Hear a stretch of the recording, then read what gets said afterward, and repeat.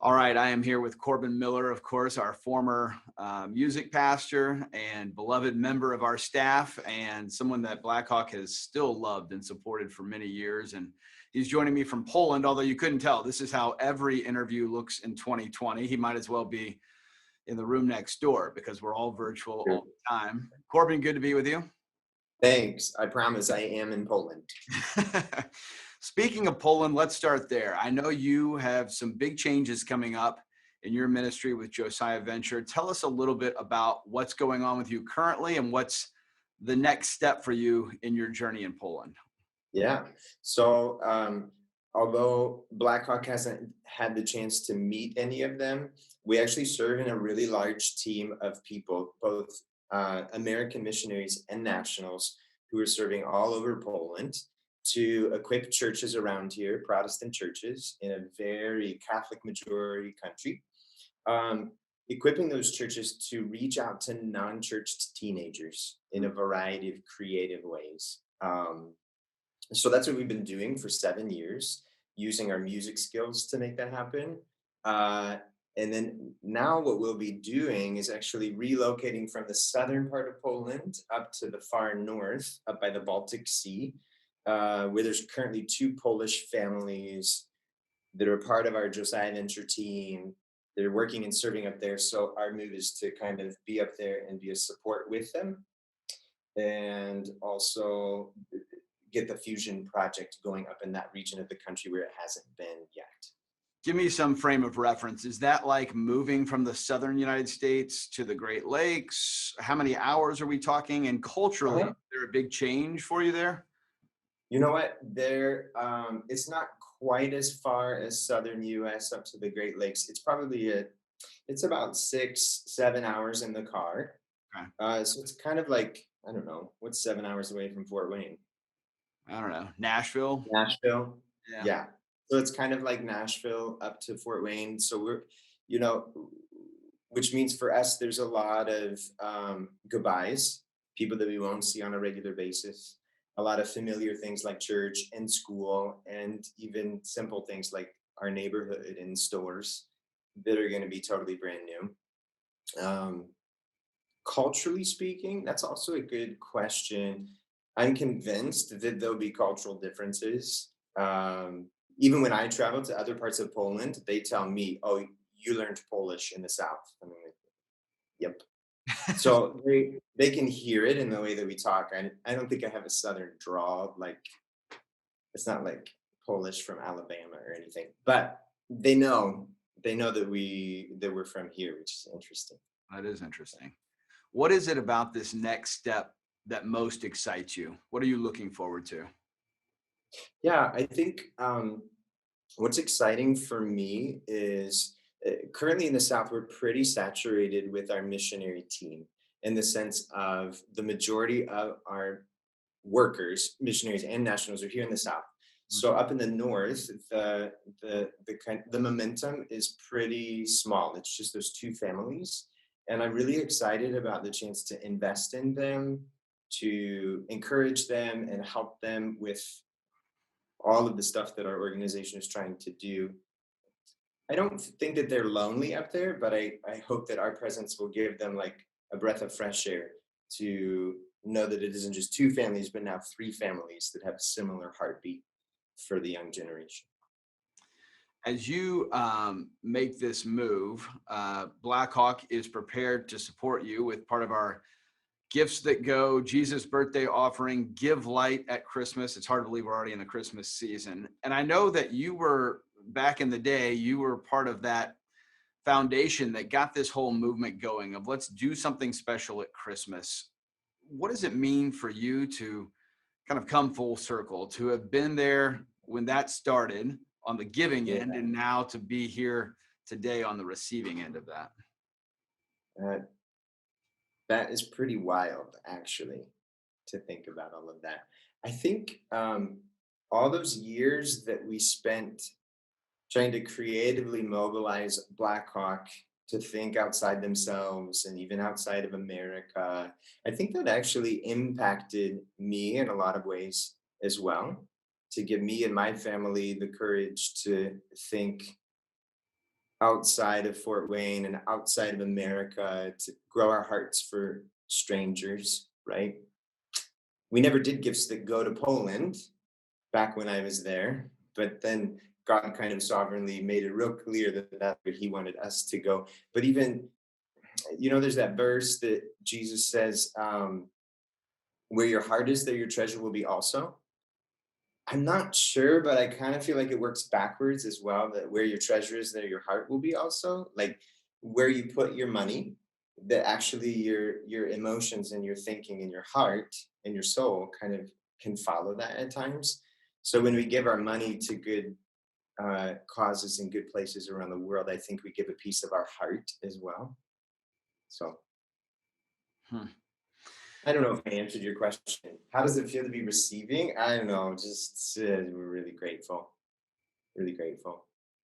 And we know that the money is going to do good things over here. Yeah.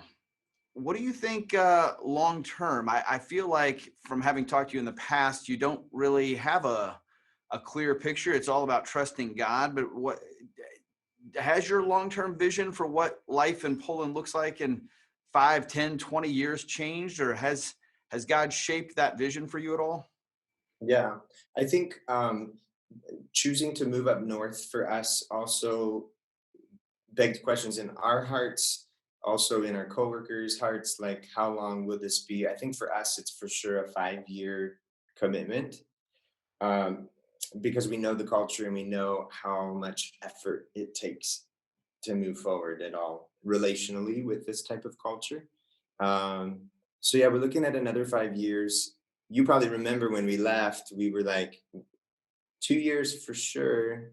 Now it's been 7, and we're looking at another 5. So you're right. A lot of it is wrapped up in trying to listen to the Lord and find out what He wants us to do. But um, I never wanted to be a missionary. So it's hard for me to say that, like, yeah, this is what I'll do until retirement. That might be, but all I know is we're trying to be obedient and we're having a lot of fun along the way. Good. All right, let me ask you the question that I don't want to ask you. You probably don't want to answer. We're all sick of talking about it, but it strikes me that people are probably curious about what the pandemic looks like in Europe and in Poland specifically. So, what has the coronavirus pandemic, what has 2020 been like for you and your family from that perspective? Yeah. Um, Poland has been very conservative when it comes to handling the virus. Lots of masks, lots of disinfection, lots of closing things down. And we're in the second wave of things now. So I think kind of mentally and emotionally it is taking a toll on teenagers, especially, but really all of us. Um, kind of feel like we gave it everything we had back in the spring, and now it's hitting again, and we're just like, there's nothing left to give. Um, Although this time around, Poland has been a little bit more flexible, like rolling out updated laws and updated kind of like they're able to pinpoint hotspots and give specific requirements for those areas, which is nice. Um, but I would say this: it's hard. It's hard to not lose hope. It's hard to not lose purpose, and it takes a lot of energy, a lot of leadership energy, just to tread water and seeing the progress move forward. But you're just tired from keeping it stable.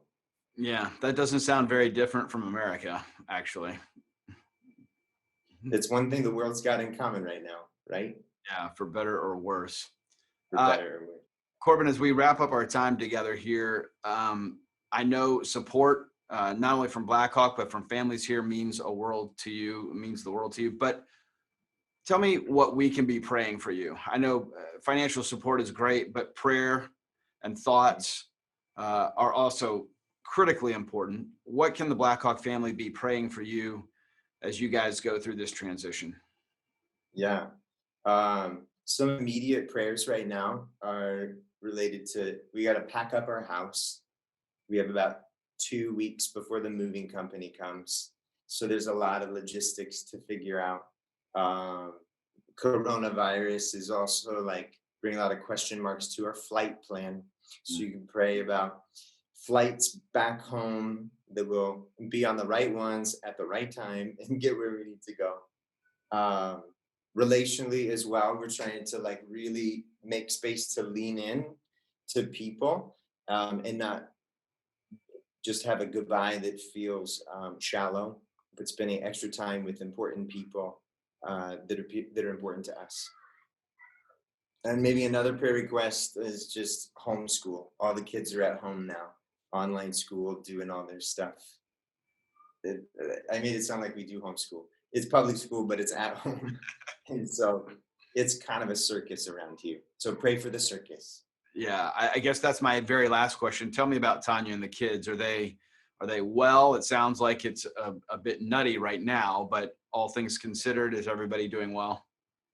I think they're doing really well. When you have 5 kids, it's really hard to just say everybody's fine. Somebody's got a problem all the time. But everybody's healthy. Everybody's, I think, staying optimistic about everything that's ahead of us. And I think that we're really excited about coming back to Fort Wayne for a while. Looking forward to connecting with all of you. And there's a lot of like really good anticipation that's coming up, I think, with these next 6 months. That's great. Korban, on behalf of my fellow elders and really the whole Blackhawk family, we love you and we thank you for the way that you've continued to stay connected to Blackhawk all these years, for the way that you've diligently followed God's call in your life. And thanks for carving out a few minutes to talk with us today from Poland. Yeah, my pleasure. And thank you guys too. Good to see you. Thanks, Korban. Bye.